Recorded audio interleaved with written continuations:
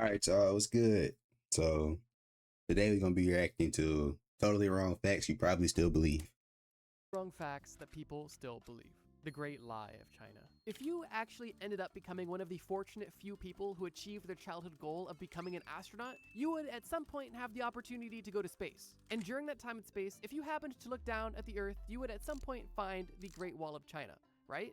We all know that the Great Wall of China is visible to the naked eye in space because of its sheer massive size. But what if I told you that wasn't the case at all? And the origins of this folktale actually date back to comic books. Let me explain. There is no doubt that the Great Wall of China is one of the coolest man-made structures on this entire planet. The history, the architecture, the grandeur, it's all insane. And because I want to go to the Great Wall of China one day.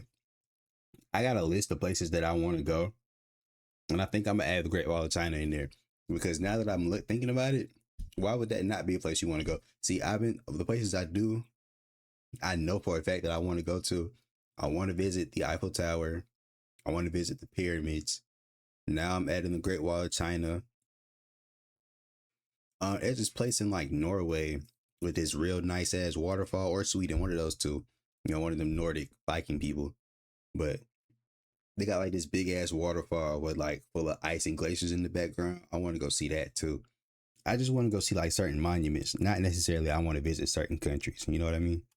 of that, the Great Wall was a perfect candidate for the perfect lie. And this lie actually dates back as far as 1932. During this time, Ripley's Believe It or Not, yeah, the people that made the best book at the book fairs, were doing short That's stories and gross. comic strips. And potentially one of their most iconic comic strips stated that the Great Wall of China was the mightiest work of man, and that it was the only man-made structure that was visible not from space, but from the moon. The comic goes on to state other facts and information about the Great Wall of China, but that first line about the Great Wall being seen from space was not only an unsubstantiated claim, but was also enough to get people hooked, line, and sinker. And from that point I on, didn't even this know that was a wild thing. claim made before anybody even went to space was just taken as fact. And well, the myth still persists to this day. Now, I would say it's more or less common sense that you can't see any one specific man-made structure on Earth from the moon, but I can see where it gets a bit dicey when you swap the moon for space. But with the construction of the International Space Station, it has been confirmed by numerous astronauts that the Great Wall of China is not visible to the naked eye from space. Astronauts Personally, personally, I never thought you could see the Great Wall of China from space in the first place. This is what I thought you would see from outer space on Earth, man. This is exactly what I feel like you would see. So I don't think you like if I can't see shit here, why would I think niggas with 15, 20 vision can see the Great Wall of China from here? You know what I mean? have claimed that they have seen the Great Wall of China, but it has required magnification. But on top of requiring magnification, they also need to be extremely focused on where they're looking because the Great Wall of China blends into the landscape so well. The brown and gray bricks on the wall don't necessarily Damn, is that what super space look well with like? the brown Maybe I trees. need to shut the And fuck for up. that reason, unless you know exactly where to look and you have a bit of magnification, you're not going to see the Great Wall of China from space. And you'd have a much better bet looking from a commercial airplane, assuming you knew where to look and it was clear. Now, to add a bit of insult to injury, astronauts have also claimed that there are other man-made structures that are way easier to spot from space, with those structures being way less important than the Great Wall of China, specifically airstrips and large stretches of road. And the reason for that is simply because of contrast. The dark black tarmac used to make roads and airstrips is much more visible. And on top of that, these simple structures are typically very straight. And as some of you may know, straight lines do not exist in nature. So So for those you two can reasons, see these shit from simple space. structures stand out a lot more than the Great Wall of China. So yeah, the Great Wall of China is cool, but it's not visible from space cool. Which, please, I would say it's safe to assume that most people watching this video are familiar with the hysteria-induced Salem witch trials of 1692. And while the witch trials happened, Yeah, he said which please. Yo, wait, I didn't even realize. He said which please, like bitch please. Did y'all need me to explain the joke, or did y'all get it? Please, I would say it's safe to assume the Great Wall of China is cool, but it's not visible from space cool. Which, please, I would say it's safe to assume that most people watching this video are familiar with the hysteria-induced Salem witch trials of 1692. And while the witch trials happened and were crazy, there are a ton of myths and misconceptions surrounding the Salem witch trials. So for that reason, I'm gonna kind of speed run a bunch of Salem witch trial myths, you know, because we are getting into the spooky season. Okay, for starters, it wasn't just women that were being accused of witchcraft. During this time, everybody was hysterical, and nobody was safe from a demonic or witchcraft allegation. And while it is a fact that mostly women were accused and prosecuted, a quarter of the people that were killed during the Salem witch trials were actually men. This may or may not be surprising, but what probably is surprising is the fact that it Is this just a man trying to take credit for what women had to go through? Or is he telling the truth, man? Because when you hear about witches, you only hear about men. I mean, you only hear about women. You'll never hear about no man being a witch, man. So this nigga might be trying to take women's credit, man. Y'all watch out for that shit. wasn't only humans that were killed during the Salem witch trials. There was at least 2 dogs confirmed to be killed because they were accused and found guilty of witchcraft. And in these dogs' cases specifically, they were found guilty of being under the influence of witchcraft, which means that it wasn't even their fault, but they still died because of it. And that drunk is dogs. And speaking of deaths, I think the most common misconception about the Salem witch trials was that witches were burned at the stake. And while it's undeniable that at least 20 people were killed during the Salem witch trials, none of them were burned. That's right, 19 of them were hung, and 1 of them was crushed to death by rocks. Damn. Now, if you're saying to yourself, I know for a fact witches were burned at the stake, you're right, but it did not happen in Salem. All of the burnings that happened took place in Europe. And while the Salem witch trials only lasted roughly a year, there was multi-year-long hysteria and witch hunts that took place over in Europe that claimed the lives of thousands. And over there, they were burning witches left, right, and So why we center. take And I find credit that a bit for it if it interesting was all because Europe, Salem man? is now forever bound to the concept of witch hunts and witch trials. Although, compared to the witch trials that took place in Europe, what happened in Salem was really a drop in the bucket. Not to say that it was okay, but I mean, comparably, 20 deaths versus 1,000, you'd think they'd associate the practice with the Europeans. Or at least the Europoopans. Oh my god, that was so dumb. Razor sharp lies. When I was a young, naive little bro, I was once told that if you shaved your face, the facial hair would grow back thicker, fuller, and darker. No. And as like a 13, 14-year-old bro, all I wanted to do was shave because I really wanted to have some cool facial hair and seem older than I was. Like, I was growing facial hair in middle school. Worst. I hated that shit. I was so mad that I was growing facial hair, but I was shaving that shit off every single time. But now look at me. You see this beard? I've been growing this shit since middle school, bro. Y'all cannot say I did not earn this shit. I earned this shit, man. Hold on. every other kid. I was better off I with remember melatonin shaving and gummies. shaving and bleeding a lot, but never making any facial hair progress. And I actually ended up giving up on the practice before I ever learned the truth. And if you had a similar situation, well, welcome to the club, because a lot of people have not only heard this myth, but actively fall for it every single day. The origins of this myth, interestingly, are unknown, although clinical studies disproving this myth date back all the way into the 1920s, which just goes to show how prolific this myth is, because we have literally had clinical studies for almost 100 years proving that shaving does not affect your hair thickness, but people still believe it. And while it actually has no physical effect, appearances are something we can discuss. And here's what I mean by that. And what's crazy is, while I have heard that people say, if you shave your beard, it grows back faster, my grandfather always told me the opposite. He told me to leave it alone and it'll grow. And look at me. I just don't know where people got this idea that if you shave it off, it grows back faster. I don't know, like,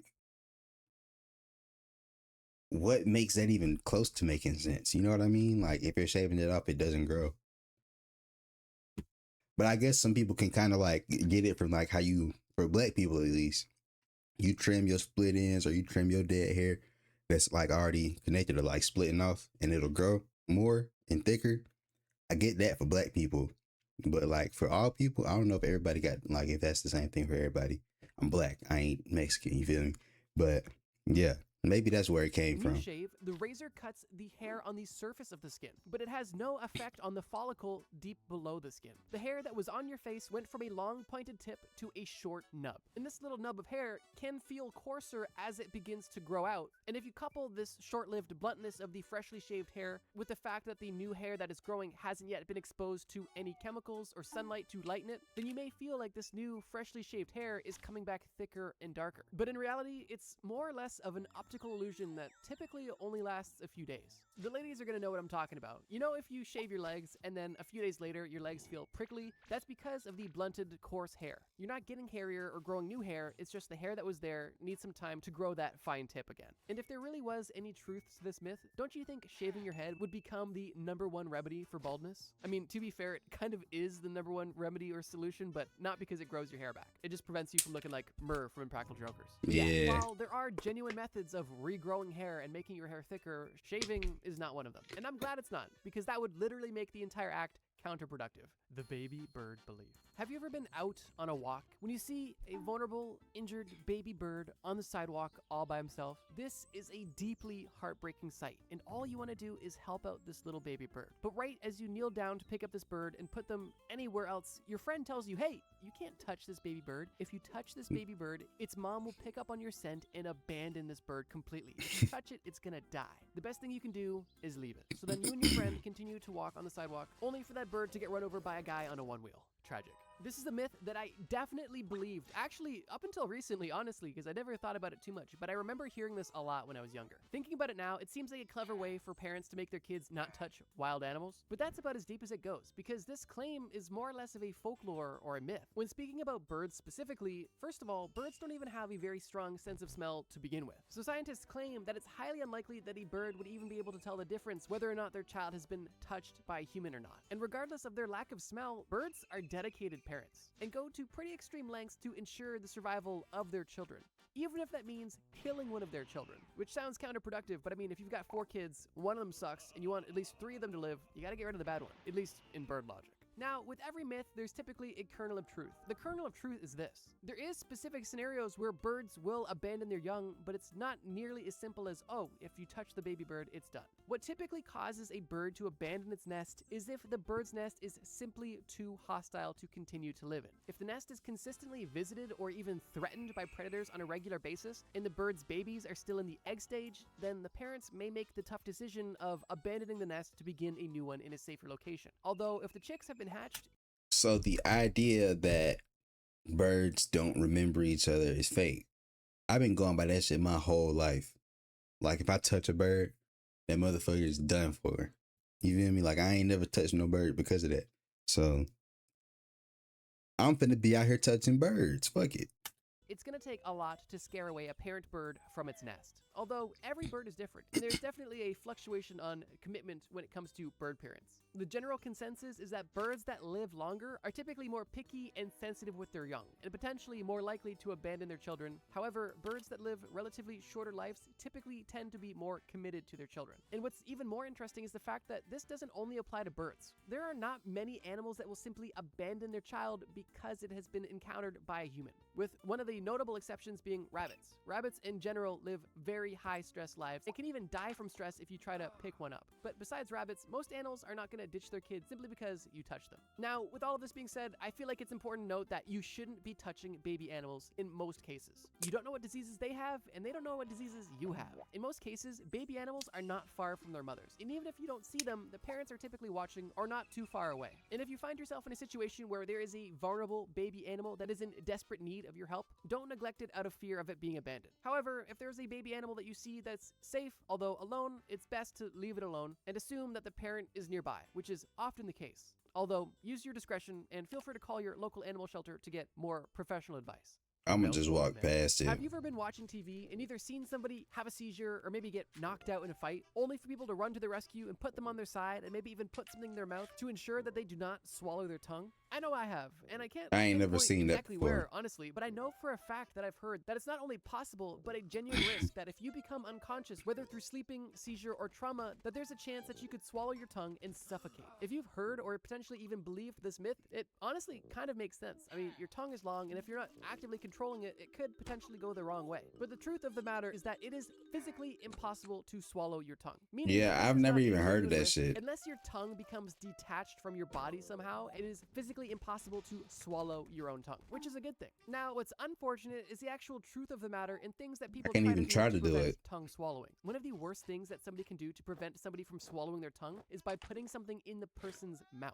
If someone specifically having a seizure has an object inserted into their mouth, it can essentially just become a weapon and causing potentially broken teeth and now a new foreign object being in the mouth of somebody who's unconscious and seizing, which is a genuine danger because this object could be swallowed, which is definitely not good. What actually happens if you become incapacitated? Well, unless you're seizing, all of your muscles are going to relax. This includes your tongue. And when your tongue is in a relaxed state, it is possible for your tongue to Hey,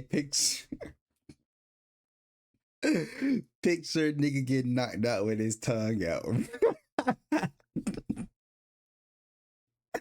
I don't know why that's so funny, bro. I need to chat GPT a picture of that.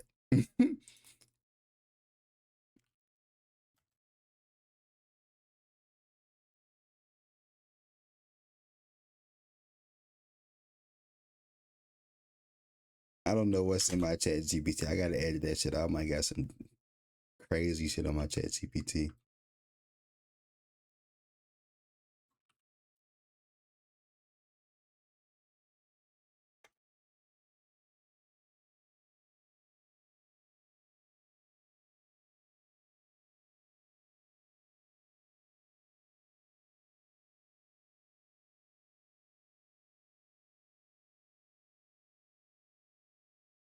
We gonna come back to that. partially or even completely obscure your breathing. Obviously, this isn't swallowing your tongue, but it is still dangerous. This phenomenon Ah, you a bitch.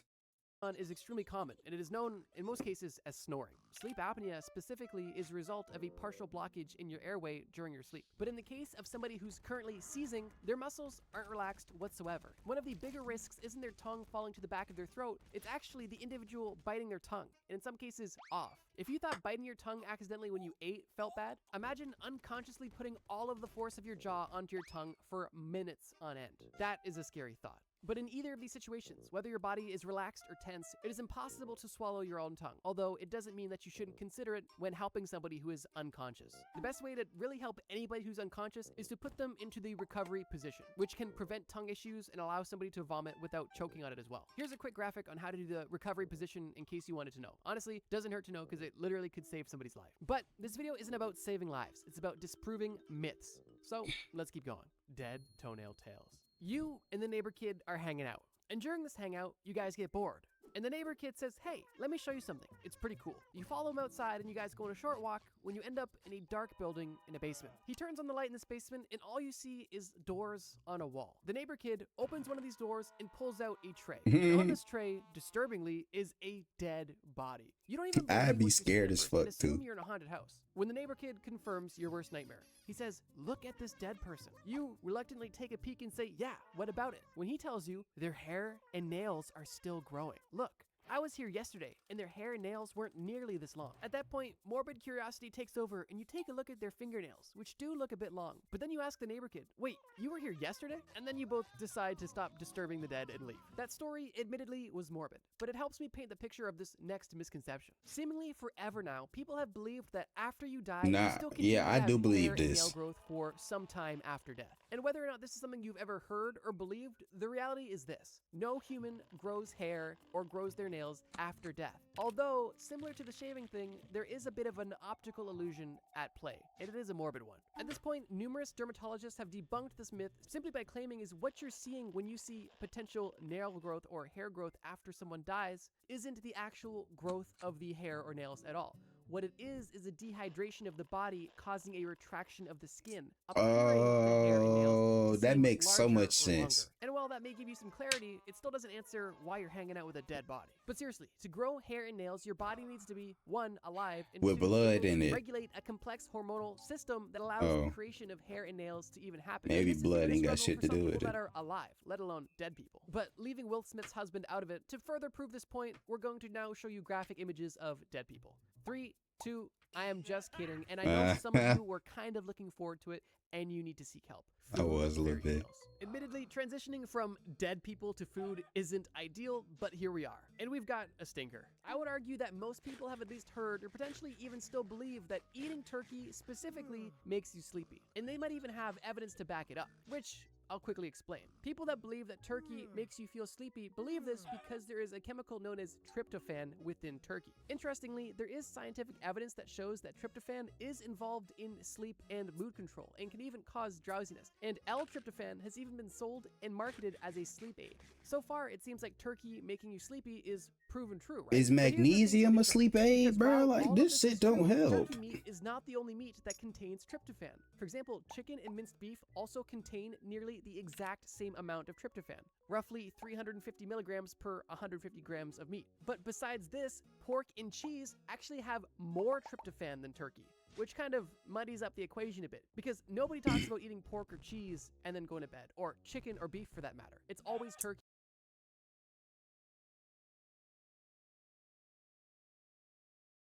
Gang.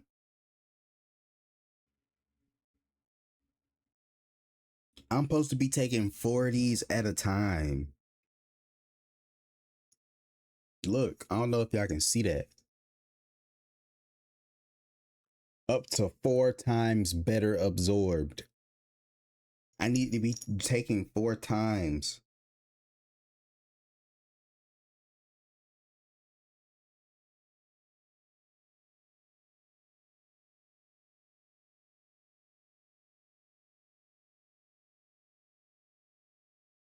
Oh no, it says take 1 tablet three times daily, or as directed. I need to take 1 more then.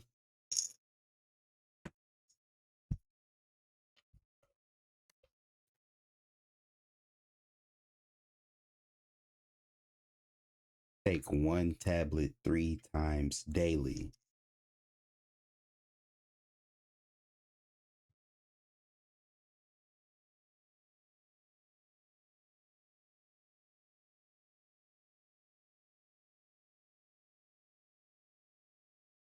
Right?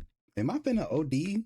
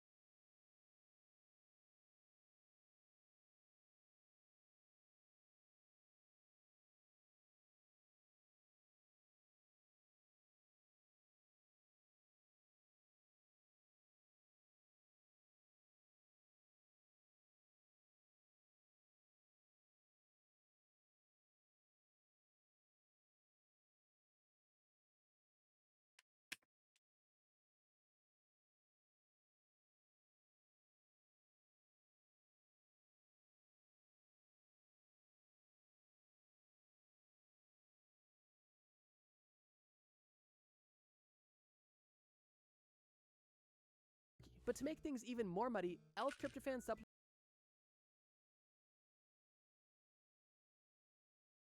are typically recommended on an empty stomach to help maximize absorption. And if you're eating turkey with, a Thanksgiving meal with stuffing, with bread, with other things, your absorption of that tryptophan is going to be lower than if you were just eating turkey by itself, further reducing its effectiveness. I don't want to get all technical on you, but here's the truth. A lot of people believe that eating turkey specifically makes you sleepy because it's full of tryptophan. And while on the surface that seems like it's plausible, in reality, the reason why people feel so tired after eating a huge turkey meal, typically on Christmas or Thanksgiving, is because exactly that. They are eating a huge meal, and it's the meal itself that is causing the drowsiness. Any large, solid meal can induce sleepiness because of the increased blood flow and oxygen to the digestive system. And why that is because if there is extra blood and oxygen in your digestive tract, you know where it's not? In your brain, which means that you're literally going to feel more lethargic, and in most cases, sleepy. So yeah, turkey won't make you any more sleepier than chicken or beef would. And if you're sitting at Thanksgiving dinner wondering why your dad is asleep at the table, it's not because he had too much turkey. It's because he had 14 beers in the garage before dinner. The lazy brain. Quickly, if you guys are enjoying this video and would like to see me make another video on completely wrong facts, feel free to leave a like or leave a comment saying part 2. That way I know that you guys really want a follow-up. Y'all go like and subscribe. Also, Trust me, bro. And like and people that subscribe aren't this video. subscribed, feel free to consider it. We make pretty good videos and we post every Friday. Now, let's What talk he about said, your lazy but brain. for me. We all know that in 2025, there is an endless supply of self-help gurus telling you that you need to be better and selling you the solution to be better. But the reality is, this business practice is nowhere near new. And people were even doing this as early as 1907. What were people saying in 1907? Well, they were saying that you are only using roughly 10% of your brain.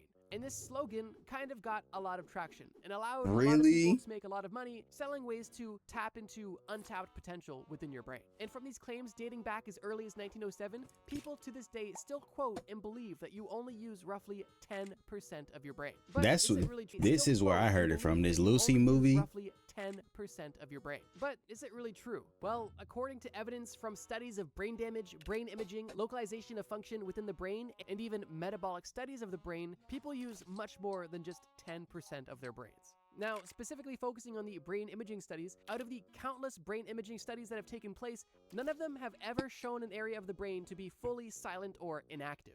What they did find was that many functions of the brain are highly localized, with different tasks being allocated to different parts of the brain, which is, I think at this point, relatively common knowledge, at least the left and right hemisphere part, but it obviously goes much deeper than that. But that alone kind of knowledge, at least the left and right hemisphere part.